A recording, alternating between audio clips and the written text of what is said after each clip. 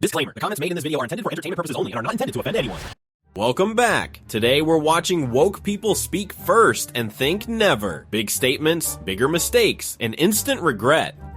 Kicking things off, a woke official walks in clutching a gotcha, convinced a Twitter handle is a smoking gun. Did you see that video? No, it's bananas. Have you ever used Twitter, yes or no? I have utilized Twitter, yes. Okay, and is your account at Marcus A97050645? That is absolutely not my account. An account under the name Marcus Allen retweeted a tweet that said, That quote, is not my account, ma'am. You haven't let me finish the question, Might sir. have been the football player. On December 5th, 2022, an account under the name of Marcus Allen retweeted a tweet that said, quote, Nancy Pelosi staged January 6th. No, ma'am. That's not my account at all. I'm asking whether you agree with that statement, yes or no? Can you please rephrase the statement? Yeah. Do you think the gentlelady has expired. I know. Lots of attitude, lots of paper shuffling, zero verification. Then a calm reply shuts it down, politely and repeatedly. The trap snaps shut on the wrong person, the confidence melts, and the timer saves her. Turns out facts do not care about rehearsed outrage. Next, we've got a woke power couple, absolutely convinced they have morality on lock. This woke couple came ready to debate, but they weren't prepared for the one question that completely flips their logic. You keep checking me out. I appreciate in front of your wife if you just stop talking about the way I look. Isn't that weird?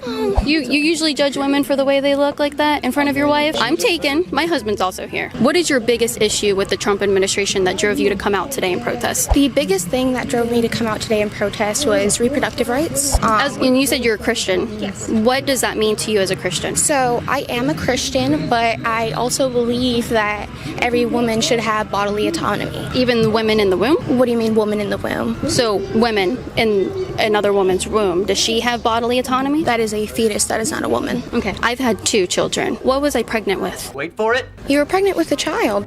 The speeches are polished, the confidence is loud, and the buzzwords are flying. Then one calm question lands and the logic eats itself. No shouting, no insults, just an awkward pause and an accidental admission. That silence says more than their entire protest. Now, a woke street expert confidently lectures about laws she clearly learned from vibes and Twitter threads. Even Joe Rogan was surprised by this woke liberal. Here, let's watch this because it's so funny. ICE agents are also not doing their job within the full scope of the law. Many are not identifying themselves when being asked to. They are with masks on, which is also illegal to not identify yourself with your face. What law makes that illegal? If you are a police officer or an agent of the law, you must identify yourself when asked by civilians. They are violating that when they are going into neighborhoods and being asked by people. So that's not illegal for them to do that. It's not illegal for ICE agents specifically to cover their face. It's actually not even illegal for them to not read someone their Miranda rights. They can detain anybody for any reason. That person must provide proof for their citizenship. They have every right to do that. That is 100% lawful. Okay. If you have something different and a law that backs you up, I would love to hear about it because maybe I'm wrong. Wait for it. You know, actually gonna ask that you don't post me on Liberty Hangout. I don't want my face anywhere near you.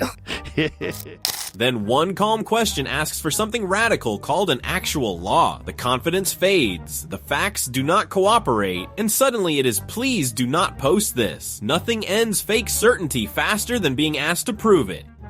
Here comes a classic as a woke questioner lines up a moral trap, confident that a buzzword will end the debate. Pregnant Candace Owens is not playing games. Recently in Texas, there was a boy who won the girls wrestling state championship. Do you think that he should have been allowed to compete in that division? I think that a man taking down a woman on a map should warrant a call to the police. If they want to have their own division, go for it. In fact, I would love to watch it. But what is unacceptable is that we have these divisions. This is for women, this is for men, and you have people that are allowing men to compete in these women's divisions and to obviously dominate. Riley Gaines, who has spoken about how she competed against Leah Thomas and it was not fair. I am open to Leah Thomas. You're going to say it's not fair. Don't ask me a question and then cut me off when I give you the answer. It's just obnoxious. I am open to Leah Thomas and every other trans person having their own category at the Olympics and allowing them to compete. I love that your division is separate but equal. What? We already have men and women divisions, so is that separate but equal? Next question. The answer comes back fast, simple, and grounded in reality everyone already accepts. No panic, no backpedaling, just logic doing its job. The gotcha flips, the mic goes quiet, and the moment ends right there. Up next is a woke panel moment where feelings are treated like credentials. So I identify as non-binary and trans at the same time. I believe non-binary is under the trans umbrella. I'm neither, I am both, I am beyond. I completely reject how non-binary people specifically have injected themselves into the trans label. I am a transsexual. There's a medical basis for that. There's a scientific basis for that. And for non-binary, it's really not the case. I think that non-binary is more of a political term than anything else, which is why I've never met a non-binary Republican, non-binary libertarian. It's clearly an invention of the left. There is so much variance. You are not a trans woman of color. You are not a poor trans woman. You have different experiences as a trans person. Yeah, everything's nuanced, but at the end of the day, there's a very fine line between someone who's a transsexual. You don't know my life. You don't know my experiences with gender dysphoria. You don't know my life. I'm not saying that. Like, you're not trans. Like, there's a medical definition of being a transsexual. I'm gonna stop you. Jamie, how are you doing? I'm okay. You okay? Yeah. Do you feel like talking? You don't have to. One side delivers a long identity speech loaded with labels and politics. Then a blunt response brings definitions, science, and limits back into the room. The confidence cracks, the mood shifts, and suddenly someone rushes in to check emotions. Logic lands, and the argument quietly taps out. Now for this one, a woke student confidently drops the Hitler comparison like it is a mic drop. We were asking students today, if Donald Trump was in your classroom, you were his teacher, what would you grade him on a scale? D. What has he done that bumps him up from an F? Has he done anything good? No. Not passing, but not an F. He's not close. quite Hitler, but... Is he getting close? Depends how you define it. Okay, why would you say that? I don't know. It's the people he associates with. It's not necessarily only stuff that he has said or done. It's the people, I guess you could say some of the more extreme people in the party. Specific names I'm a bit fuzzy on. He wants to halt migration from third world countries. Do you think we should halt all migration from third world countries? What is a third world country? Well, also called the Global South, also called developing countries. It's a country with probably not like a stable economy or government. Crime, poverty, lots of rape, oppressing women. I didn't really consent to an interview. I just didn't want to be rude, so... Oh, okay, yeah, no, I'm not holding you here. You can leave. Yeah, all right, at least you didn't call Trump Hitler. That's a good one, refreshing. I like that. Then comes the follow-up, simple questions, basic definitions, and suddenly the certainty disappears. No facts, no examples, just vibes and a quick exit. Turns out bold claims sound great until someone asks you to explain them out loud. Take a look at this. A woke bureaucratic idea floats into a hearing. Convinced words are the real danger. Deputy Administrator stated that when we use terms like airmen or unmanned aircraft, we're sending a message that only men belong in the aerospace community. Sorry, I'm laughing because this has to be a joke. Wife, the word wife, is an example of the type of language that we need to eliminate. And I'm just asking if that's something you think is necessary or something you support. I'd have to give that one some more thought. If there's a pilot who is offended by the word wife or the word cockpit, maybe that person shouldn't be a pilot. So rather than kowtowing to people who are fragile, maybe we should actually say, if you're so worried about the words that we are using, you shouldn't be flying multi-ton metal engines through the sky. And I just ask all of us to maybe try to focus as much on real problems, like the fact that our aviation system seems to not be working as well as it used to, than the fact that we may use uninclusive or under-inclusive language. Then a common sense response cuts through the nonsense and asks why fragile feelings should outrank safety and competence. The room gets quiet, the script falls apart, and suddenly nobody wants to defend canceling basic language. Reality lands hard. This time it's a barbershop debate where woke talking points get tossed around like facts.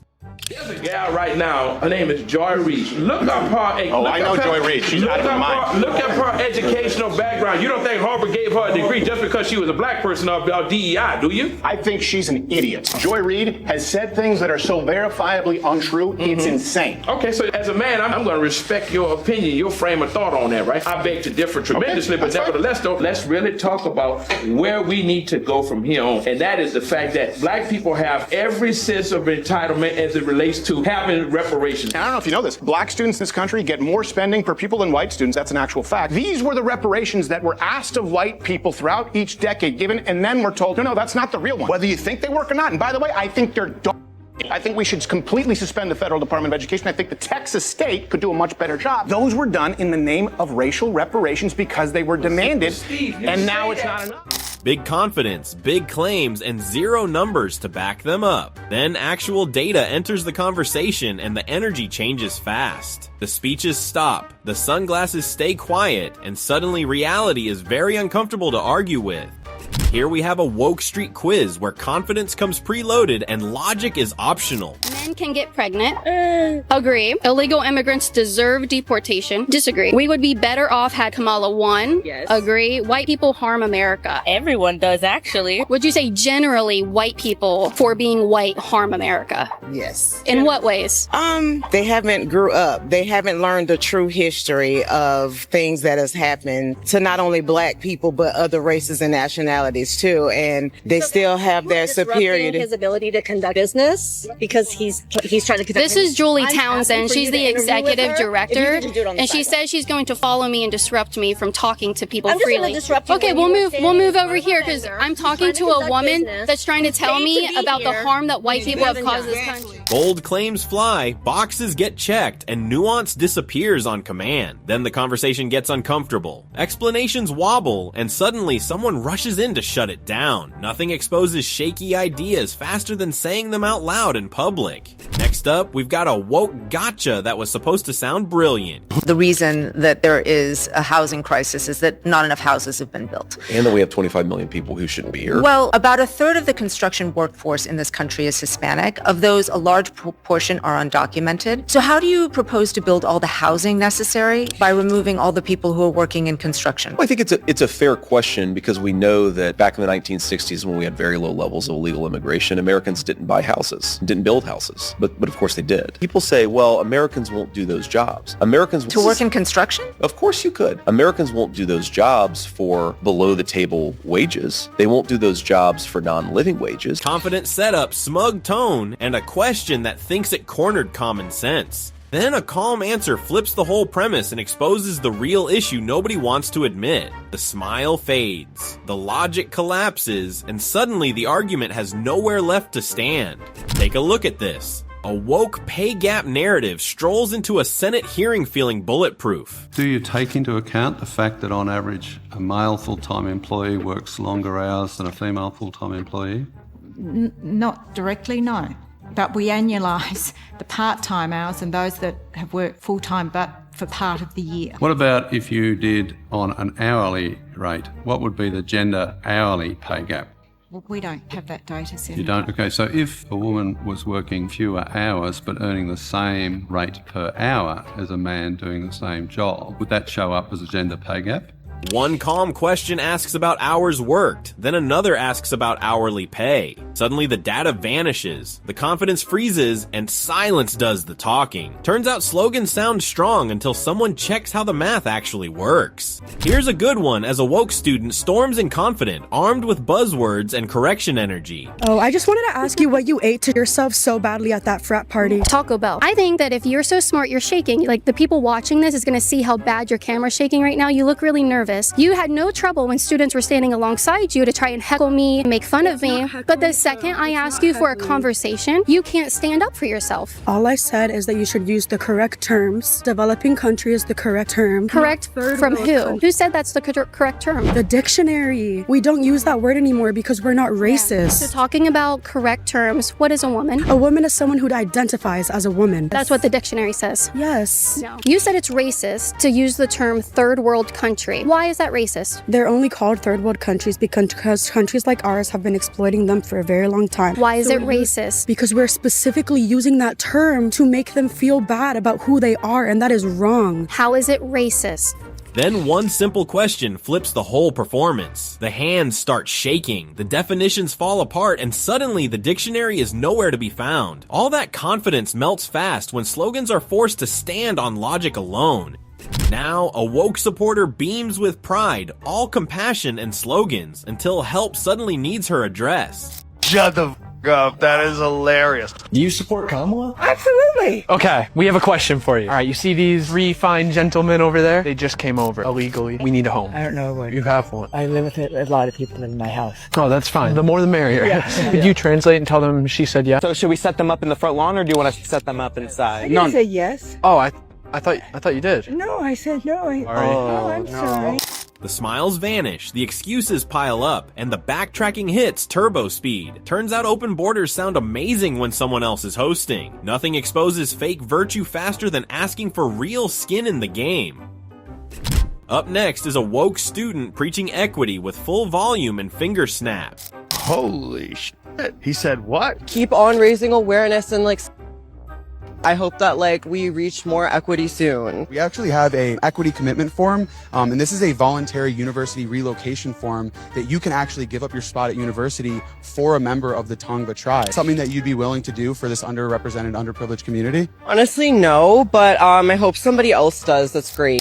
Big talk about fairness, justice, and doing the right thing. Then a real offer hits his lap, and suddenly equity is someone else's job. The passion fades, the answer flips, and generosity becomes hypothetical. Amazing how fast principles retreat when they cost something. Here's a good one. A woke question tries to bend reality with identity, logic, and confidence. Here, let's watch this because it's so funny. If I identified as black, would you affirm me in that and call me black? No. Why not? Because you're not black. Thank you. If I said I was a man and I said I identify as a man, would you accept that and affirm me in that? It depends. Are you transitioning or not? If you're on testosterone and Thank you for not saying that I'm black, because that would be a lie. Oh, yeah. Just like me saying I'm a man would be a lie, no matter how much testosterone I took.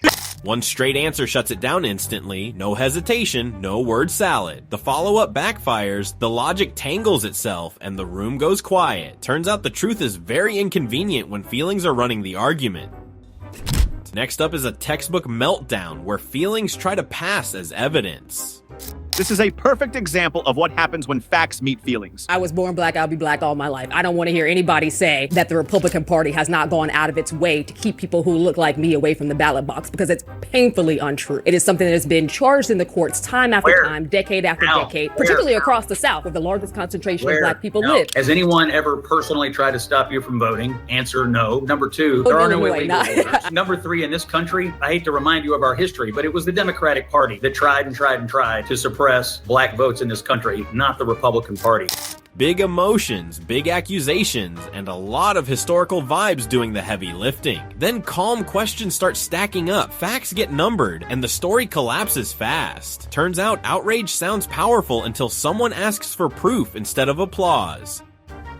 Finally, a woke panel kicks off with the usual discrimination script, confident it will sail through unchecked. Imagine getting schooled so hard that you cut to commercial. There's an entire community that feels discriminated against by the president. White men. The Somali community feels discriminated against by the president. He American, called them garbage. Joe Biden called us garbage. White American men are being discriminated on the basis of their race and gender. I would feel awful. What numbers do you have that this is a systemic issue? This is a big I don't care if it was a one-off issue. Nobody should be discriminated against because of their race or their sex. Second of all, the Compact article you mentioned, he does a very detailed job building upon years of other evidence. The other thing we have to discuss here, I am a female. I would feel awful if I got a role over a black male just because I'm a female, because I hit a different quota or target. It should always be based on meritocracy, on competency. I want whoever is most qualified for the job. Disparate outcomes is not indicative that it was the result of racism. So we have to stop pretending like, oh, well, if blacks have a slightly higher unemployment rate. It's double. It's not slight. My point is, it doesn't matter what it doesn't matter what it is. Let's push pause on this, and we will continue this conversation in just a sec.